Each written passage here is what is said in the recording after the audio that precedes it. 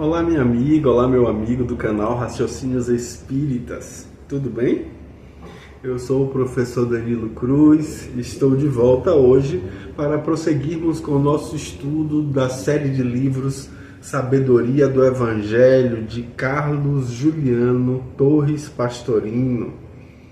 Pois bem, hoje nós estamos no volume 3 já, e hoje nós vamos para a segunda parte do capítulo A Explicação das Parábolas, onde a gente vai ter como Jesus explica para os seus apóstolos a respeito da parábola do semeador. Ele fala por que ele usa parábolas e vai explicar, destrinchar o que ele quis dizer com a parábola do semeador.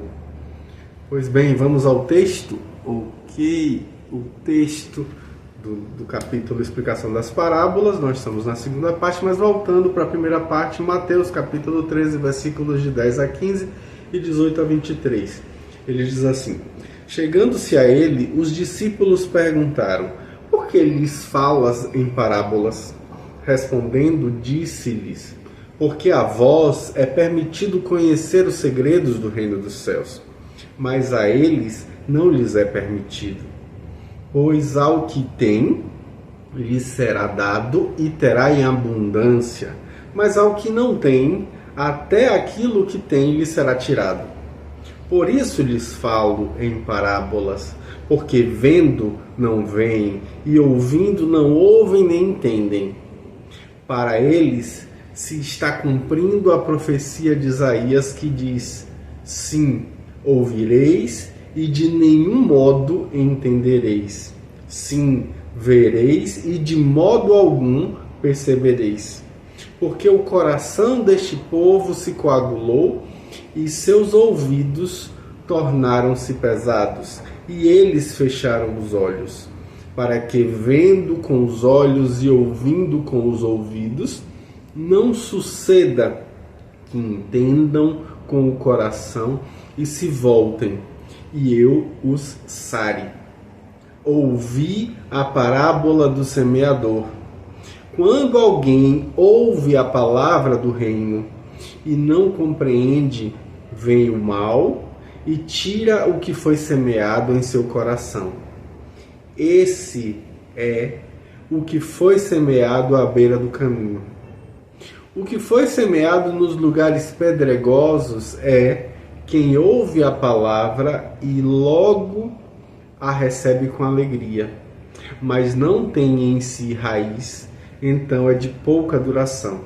E sobrevindo tribulação ou perseguição por causa da palavra, logo se escandaliza. O que foi semeado entre os espinhos é quem ouve a palavra, mas as preocupações desta vida e a ilusão das riquezas abafam a palavra e ela se torna infrutífera. E o que foi semeado na boa terra é quem ouve a palavra e a compreende e verdadeiramente dá fruto, produzindo uns a 100, outros a 60 e outros a 30 por um. Já no Evangelho de Marcos, no capítulo 4, versículos de 10 a 15, assim o evangelista descreve: quando se achou só, os que estavam em redor dele, junto com os 12, pediram a explicação da parábola. E ele disse-lhes: a vós é permitido conhecer o segredo do reino de Deus, mas aos de fora tudo lhes propõe em parábolas, para que vendo, vejam e não percebam, ouvindo, ouçam e não entendam, para que não suceda que se voltem e sejam resgatados pelos seus erros. E perguntou-lhe: não percebeis esta parábola? E como entendereis todas as parábolas? O semeador semeia a palavra. Os que se acham à beira do caminho, onde a palavra é semeada, são aqueles de quem, depois de a terem ouvido, vindo logo o adversário, tira a palavra que foi semeada em seus corações.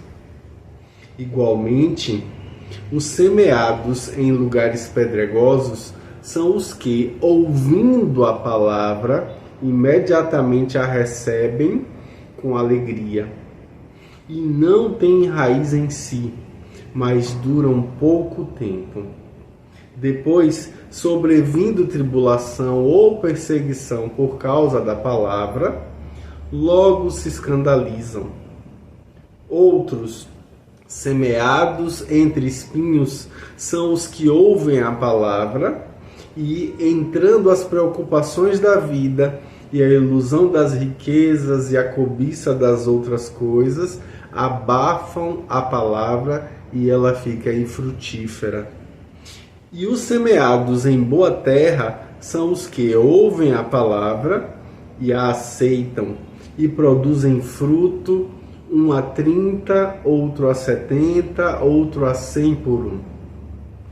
E disse-lhes: porventura, vem a lâmpada para se pôr debaixo de um balde ou debaixo da cama? Não é antes para se colocar no castiçal? Porque nada está oculto senão para ser manifesto, e nada foi escondido senão para ser posto à luz. Se alguém tem ouvidos para ouvir, ouça. Também lhes disse: atentai ao que ouvis. A medida com que medis, com essa vos medirão, e se vos acrescentará. Pois ao que tem lhe será dado, ao que não tem, até aquilo que tem lhe será tirado. Agora a gente vai para o Evangelho de Lucas, no capítulo 8, versículos de 9 a 18, quando Lucas assim descreve.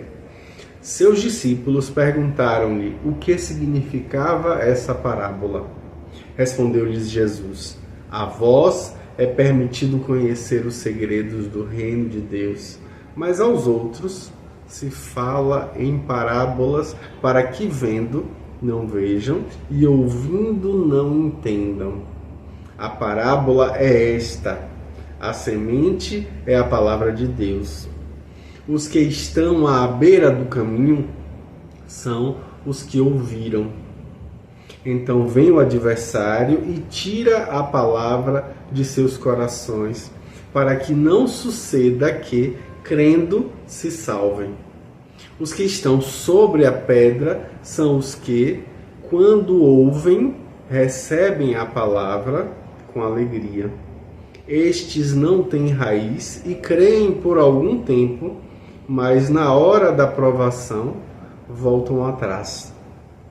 A parte que caiu entre os espinhos, estes são os que ouviram, mas, seguindo seu caminho, são sufocados pelas preocupações, pelas riquezas e pelos prazeres da vida, e não levam o fruto à maturidade. E aqui caiu na boa terra, estes são os que, tendo ouvido a palavra com coração bom e perfeito, a retêm e dão fruto com perseverança. Ninguém, depois de acender uma lâmpada, a cobre com um vaso, nem a põe debaixo da cama, mas, ao contrário, coloca-a num castiçal, a fim de que os que entram vejam a luz. Porque nada há oculto que não se torne manifesto, nem há nada secreto que se não haja de saber e vir à luz. Atentai, pois, como ouvis, porque ao que tiver lhe será dado, mas ao que não tiver, até aquilo que pensa ter lhe será tirado. Então, continuando o nosso texto, a gente vê que a explicação da parábola do semeador é dada por Jesus, como aponta Pastorino, em uma interpretação alegórica e metafórica, dizendo que a semente é a palavra de Deus e apresentando 4 situações. A primeira situação, a gente vai ver que a primeira categoria é a dos que não compreendem a palavra do reino, e o mal, ou seja, a ignorância, desfaz o efeito do ensinamento. A segunda é a dos que ouvem a boa nova, mas não têm preparo espiritual para com ela superar as dores, as tribulações, desesperando por qualquer coisa. E a terceira é a dos que ouvem e gostam do ensino, mas colocam ele em posição secundária, porque acima dele estão os interesses da vida e as riquezas. Já a quarta, que é o ponto, né, é a dos que realmente respondem aos apelos e fazem em diversos graus, 30, 60 e 100 por 1. Há algo mais aí na compreensão dessa lição de Jesus. Jesus começa a explicar a finalidade principal de sua descida à terra, ensinar os homens a respeito da unificação com o Pai que em nós habita. O Pai que está nos céus e que, portanto, constitui o reino dos céus, o qual está dentro de nós, e por isso o meio de conseguir a união é o mergulho no fogo e no Espírito, ou seja, o batismo, né, dentro de cada um. Mas a humanidade, como aponta Pastorino, não estava preparada para um passo tão grande à frente, e havia ainda a necessidade de muita discrição e muita prudência na revelação dos segredos do reino e dos mistérios do Logos, como coloca Pastorino. Então a gente vê que todos os ensinos realmente ali, todos os ensinos morais foram dados abertamente, e neles nada encontramos além do que os outros avatares anteriores a Jesus já haviam ensinado. Krishna, Hermes Trismegisto, Buda, Lao Tse, Zoroastro, Moisés, Pitágora, entre outros. Mas esse passo definitivo de liberação total veio por meio de Jesus, embora tivesse sido antecipado em parte, de forma mais oculta, por alguns dos seus predecessores. Então, quando os discípulos, e aí vale lembrar que é a responsabilidade de pensar que os discípulos simbolizam as personalidades iluminadas, quando eles pedem explicação à individualidade, que é Jesus, que a individualidade estranha que nem eles sabem penetrar no sentido profundo. Então ela se limita a dar, para efeito de divulgação, a interpretação alegórica, ou seja, do nível das emoções, e metafórica, ou seja, do nível do intelecto. Nós já vimos isso lá no volume 2, né? Então era a única que podia ser publicada para aquela época em que Jesus visitou o planeta, e também era a única que perduraria por tantos séculos, já que foi dirigida à personalidade. A gente ignora se secretamente foi dada aos discípulos a interpretação para a individualidade, porque essa é a interpretação para a personalidade. De qualquer forma, pelas palavras de Isaías que Jesus cita, a gente deduz que sim, que ele fez isso. Porque na realidade ele lhes adverte que não adianta forçar, pois os homens que não superaram ainda as suas sensações, ou seja, do âmbito físico etérico, e as suas emoções do âmbito astral animal e o intelecto, não podem perceber ainda com o coração, e volta-se para o seu interior, onde habita o Pai, e portanto eles ainda não podem conseguir a libertação. Eles amam a prisão da gaiola dourada de carne, com todas as suas ilusões. Então existe aí a possibilidade, a necessidade de que o ensino seja dado gradativamente para não causar traumas, já que a evolução da natureza, aí no caso, não dá saltos. Vem agora, na verdade, a explicação que divide os homens, na realidade, em 6 categorias e não em 4, como parece à primeira vista. Olha o que é que o Pastorino vai trazer. Então, a primeira categoria era a dos que estão presos às sensações, ou seja, físico-etéricos, e que, portanto, se deixam influenciar pelo mal, isto é, pelo assim, no caso, como a gente fala, o diabo, o Satanás. A gente já viu isso no volume 1, que é exatamente o corpo físico, a matéria em geral, o polo negativo da existência, né? Então, por esses que mais amam o corpo e a matéria e suas comodidades, o conforto acima de tudo, a doutrina da palavra, ou seja, o Logos, não chega a ser nem sequer compreendida, porque é julgada como sendo loucura, como sendo tolice, um sonho, um devaneio. Eles se acham à beira do caminho, ou seja, à margem da espiritualidade, completamente enterrados na matéria, com o espírito bem materializado ainda, infelizmente. Aí Pastorino vai dizer que qualquer aceno ao Logos é jogado fora pela preponderância ainda das sensações físico-etéricas. A segunda é dos que vivem presos à animalidade e, portanto, com ainda uma preponderância das emoções do corpo astral, no caso, né? E nesse setor se inclui a maioria esmagadora da humanidade. Eles se deixam levar ainda pelo gosto e pelo desgosto, pelo prazer e pelo desprazer, pela simpatia, pela antipatia, pelo amor e ódio, pela alegria, pela dor, encontrando ainda na estrada da vida, eivada de várias pedras e escolhos que representam, na verdade, os nossos karmas, os resultados ruins das nossas ações, os nossos pensamentos, do nosso passado evolutivo. Eles ouvem a doutrina do Logos, ou seja, eles recebem a palavra com alegria, mas quando sofrem os embates da própria vida, os sofrimentos e as ingratidões, quando tropeçam aí nas pedras que eles próprios jogaram para frente, eles se escandalizam. Nós já vimos aí que escandalizar em grego significa tropeçar, né? Pois bem, e eles aí, no caso, vão ter dificuldade na sua carreira. Então, quanto vemos que, bem iniciados na senda, ao primeiro revés, eles retrocedem amedrontados e, como disse Jesus, escandalizados, porque julgam que, uma vez na estrada certa, o sofrimento e as pedras do caminho deveriam ser completamente retirados para que sua jornada fosse de rosas. Eles se acham, então, como aponta Pastorino, com direito a certos privilégios. A raiz deles é pequena, não chega no fundo, não tem profundidade. Qualquer contrariedade maior, qualquer palavra ou falta de consideração é suficiente para afastá-los do olhar espiritualista, do olhar espiritual.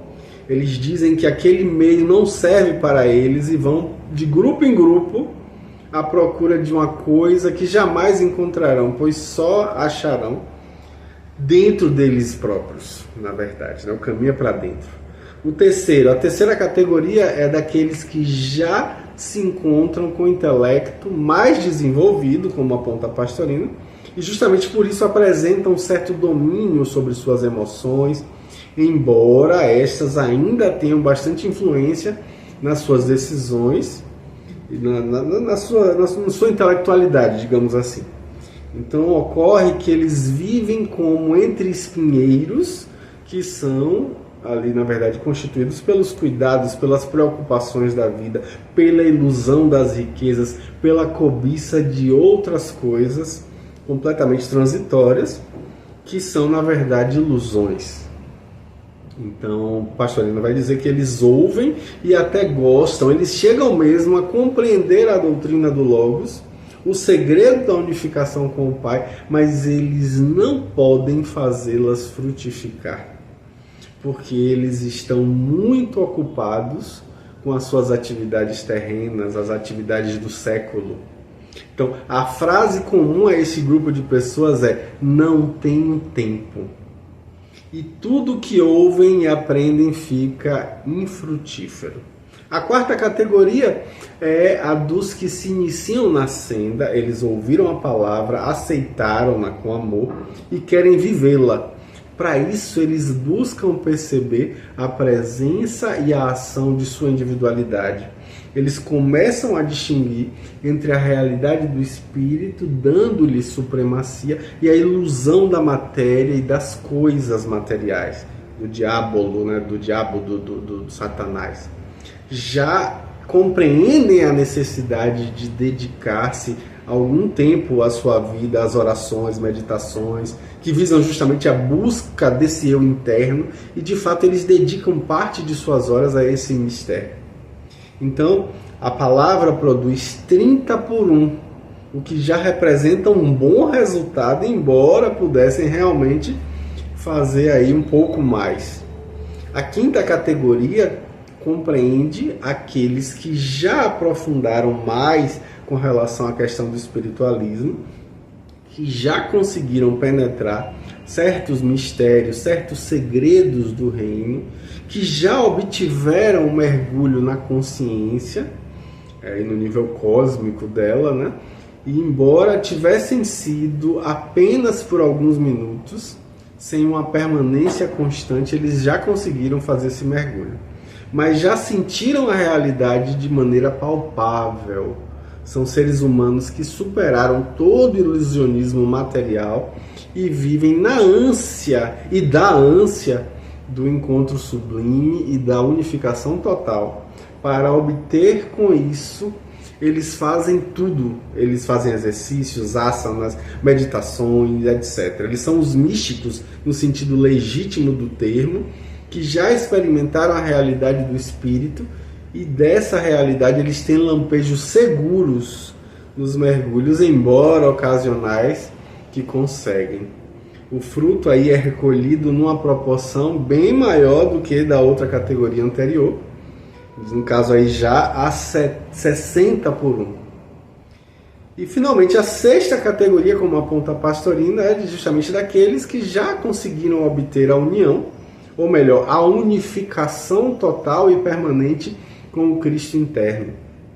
Já fizeram esse casamento místico dentro de si, já se tornaram cristificados, conseguindo a libertação plena e produzindo aí, obviamente, uma frutificação de 100 por 1.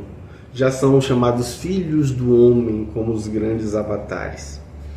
E apenas para que a gente tenha uma ideia de como mesmo os considerados grandes espíritos não conseguiram sair da materialidade do corpo denso, dando aí, na verdade, muito maior importância ao físico que ao espírito. Observem-se essas interpretações. Agostinho de Hipona vai dizer que 100 por 1 quer dizer que são os mártires, 60 por 1 são as virgens e 30 por 1 são os casados. Jerônimo diz que 100 por 1 os que observaram a continência, 60 por 1 as viúvas, 30 por 1 os casados que se conservaram castos. Teofilacto diz que 100 por 1 eram os anacoretas, 60 por 1 os cenobitas e religiosos conventuais, e 30 por 1 os casados. Como se vê aí, a Pastorino aponta, a importância toda é dos atos físicos e do corpo físico, porque para eles a espiritualidade é resultado dos atos e das atitudes externas e materiais.